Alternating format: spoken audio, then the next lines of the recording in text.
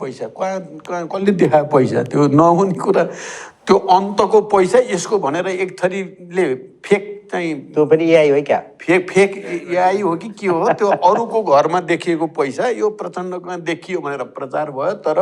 प्रचण्डकोमा देखिएको भनेको 1 लाख रुपियाँ पत्रकारले गएर हेरेर सबै छानबिन गर्दाखेरि देखियो भनेको 1 लाख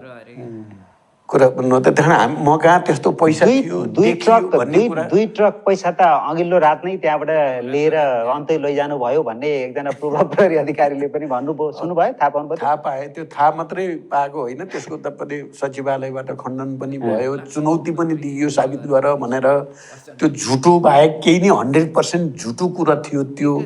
यो सबै हेर्दा कहीँ न कहीँ यो डिजाइन निकै ठुलो षड्यन्त्र नेपालका विरुद्ध नेपालीहरूका विरुद्ध